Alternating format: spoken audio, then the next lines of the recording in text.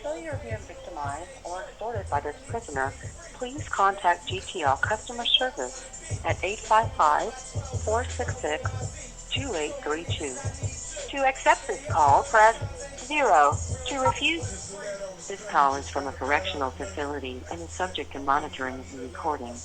Three-way calls are strictly prohibited in a violation of NDOC policy. Thank you for using GTL. Hello? Assalamu alaikum, beloved.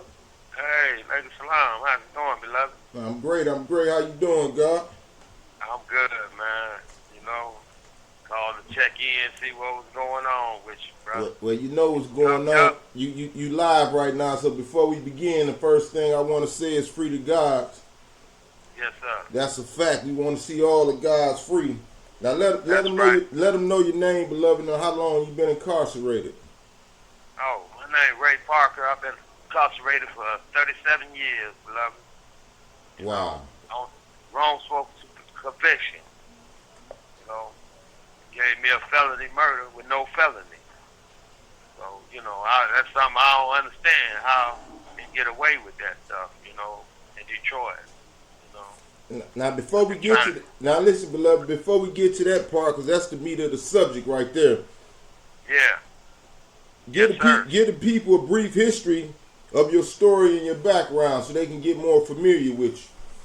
Oh, okay then. Well, I first grew up in Black Bottom, and I left Black Bottom, went to East Warren, and they tagged me as being a leader of a gang called the BK, and that's basically my history, of East Warren, and I left, did 2 years prison for a gun, and once I got out, I went to Ford Motors for a while because I took up welding in prison. Yes, sir. On my first bit. Huh? Now I said, yes, sir. I'm listening to you. Yeah. So I a professional welder. So and I got out in '78, and I worked in Ford Dearborn plant to like '82, and they sent me out to Kansas City to help open up a trucking factory. So I went out there and opened up a trucking factory. Some kind of way they tied me to a murder in Detroit, and they extradited me back to Detroit.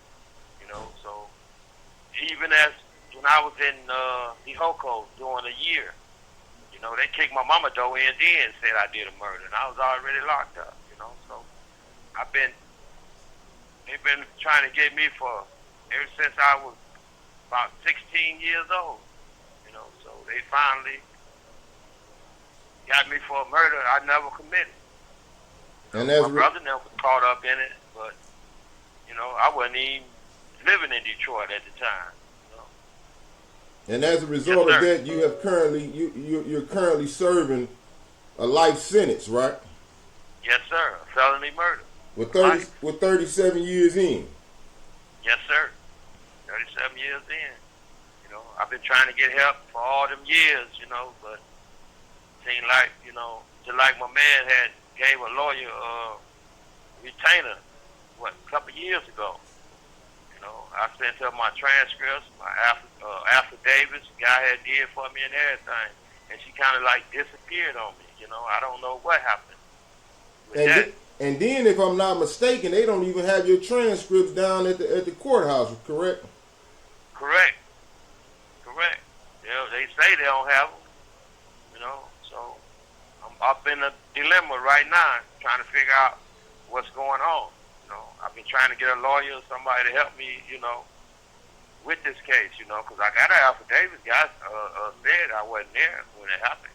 But this is why, I'm going to say this, beloved, this is why we're allowing your voice to be heard right now, by God's permission. You're able to get your story out, and as a result of that, we praying to the Most High God Allah that something comes from this. Now, we want to talk about the man that you are today, because I know you as being an upstanding, I wouldn't even say a good man, but a great man and a great friend to me. You know what I mean?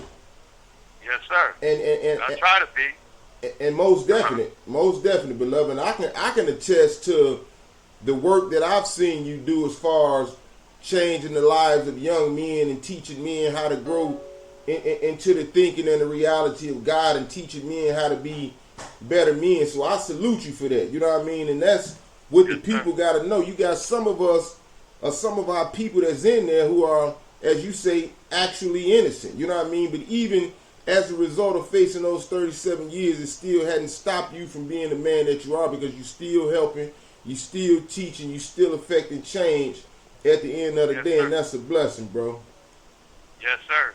Well, I look at it as, even though I'm incarcerated, you got a lot of young men coming right back to the neighborhood, and you try to teach them how to uplift the young men and women out there in the street today, because, there's a lot of young men out there lost, and I take blame in a lot of that, because I was a young idiot when I was out there, and the things I did, and the young guys looked up to me in a way that they shouldn't have. They look up at gangsters and drug dealers and stuff like that, because that's all that's in the neighborhood. That's what our neighborhood came to. By way of design. Neighborhood celebrities, huh? I said by way of design, though. It's not like that's who we are by nature, but that's the conditions that they created. Yes, sir. And that's all they see. They don't see too much positive out there, And, I say the government bring the drugs down there, because when I come up, I looked at it like, I watch young men like myself would just say, okay, then I ain't got to go to school. I turn 18, I can go out into the factory and live a nice, comfortable life. Right. And then next thing you know, they shut them down. Once they shut the factory down, guys lost. They don't know what to do. So ain't no jobs for them. So what else they see? They see drug dealers. They see gangsters. They see robbery, car theft, and all that type of stuff in the community. So you try to understand. It's hard, but you try to understand where they coming from. And the government ain't trying to help them. So it's up to us. Yes, sir. So I try to send them back out there with a positive attitude. So they say, oh man, I'm finna rob this lady and snatch her purse. And you think about, oh man, Parker said this and that about the neighborhood. So they leave it alone. You try to plant a seed. That's all I can do. I ain't nothing else I can do. But try to send them out there with a positive attitude. That's all I can do. And that's a blessing, brother. And I can attest to it. And I saw you doing it. I saw you teaching the young brothers hard and fast. You didn't even taught myself. So yes, sir. That's a blessing. Now let's tap on this felony murder issue that you was talking about, and yes, sir. Tell the people what they need to know about it, because as we've heard or read, that it's not an actual law or actual statute, if I'm not correct, but it's just something that they propagate in Michigan or something that they doing here. Talk about that, beloved. Well, it's a law. Not students in the University of Michigan is doing a case right now on felony murder. They say that it's an illegal sentence. They go back to 70 something. I can't remember how far they go back. I think it's 78 or 80, under something like that. But it's a University of Michigan law student. They doing the case. But in my situation, a felony murder consists of you in the act of a felony. You done robbed somebody or broken somebody's house or something like that. But in my case, I don't have that. All they got me for is felony murder. They ain't charge me for no robbery. They didn't charge me for no gun. They didn't charge me for nothing but a felony murder. How do you get a felony murder without a felony? Without an underlying felony to justify. Yes, sir. And that's what I'm trying to understand right now.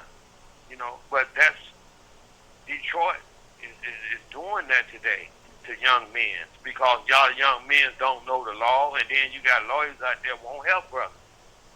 They take your money, but they don't help you fight these cases. Because they know that that's an illegal sentence. Guys in here for illegal sentence.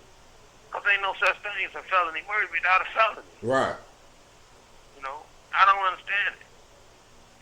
So That's what I'm dealing with right now today. You know, and plus, like I said, a man did an affidavit saying that, you know, I wasn't there. I wasn't a part of that. He admitted to the crime.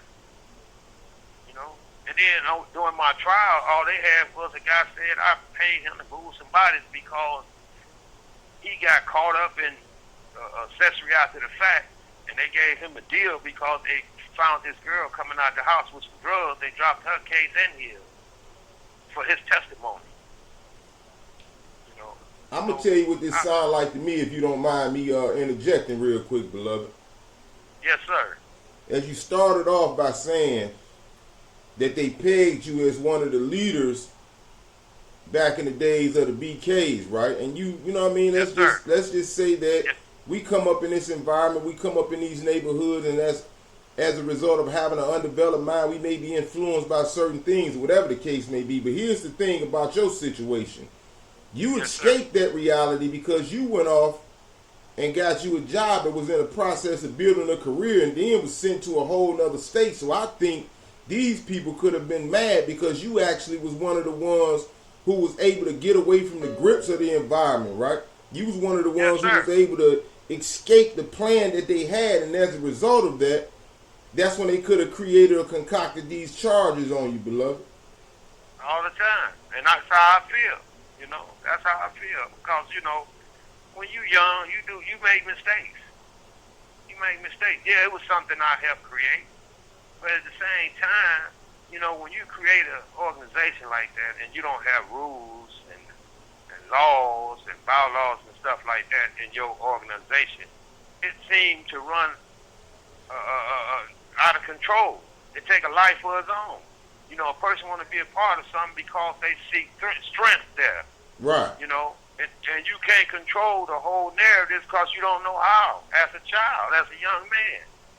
You know, and yes, it was a dangerous organization. They got the BKs all in the Armament in the city of Detroit. They say it's one of the most ruthless gangs ever come out of the city of Detroit. I understand all that, you know. But at the same time, I left that life. I left it, you know. And like I said, yeah, it took a life of its own, and it took off. And it spread it all over the city of Detroit.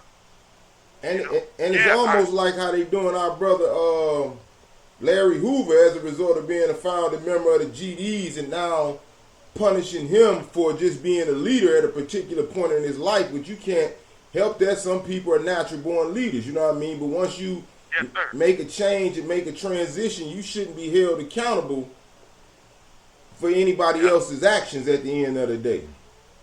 And that's how I feel, you know. I understand, you know, how they felt. You know, just like they said one time in the newspaper, who run Detroit? BKs or Mary Young? They asked the question. Yeah, they got upset and started locking people up. You know? And at the end of the day, knowing the man that you are right now, I know you sympathize and you empathize and you feel for the people, all the people who may have been affected by just the fact that you was one of the founding members of that organization, right? And being a grown man at this point in your life, knowing that you was an undeveloped, immature individual at that phase of your life, you look back and you regret all that. You know what I mean? And had you come up under different circumstances, like most of us, you would have turned out to have been a completely different human being. Because the way you teach, you could have been a professor at Harvard or Yale if given an opportunity to be that. But however, they throw us in these ghettos, or we come up in these ghettos and things of that nature, and we just become a product of our environment. But at some point, God picked those out of that environment and allowed them to change. And you're one of those who I can say that's a changed man. That's what I saw in you, brother. All the time. I try to be, man. I try to live up. You have 1 minute remaining. They said 1 minute, but at the same time, you know, the game was not created for that. You know, I remember when I come up, you know, people come in the neighborhood doing this and doing that. We was basically come up as trying to protect our neighborhood, man. Keep people up out our neighborhood. And I done heard people say, as we left the street, older people, you know, they say, when we left the streets became more dangerous because we weren't there to protect them no more. There's nobody coming our neighborhood no more and create problems, snatching old people's purse, breaking in houses no more. We stopped that. But like I said, it took a life of its own and it spread it, because people start to fear us. And when you got fear, people want to be a part of that, but that wasn't our intention. This is just part one. We're gonna get us a part two, part three, or part four. We're gonna get however many we can get in until the God is free at the end of the day. So we're gonna arrange a setup where you can call again. Thank you for using GTL. Y'all already know what it is. It's Big Pressure TV. That was the brother Ray Parker, one of the original, who was once a founding member of the BKs. However, the man has changed and transformed his life, and he deserved a second chance. Y'all support the brother. Big Pressure TV.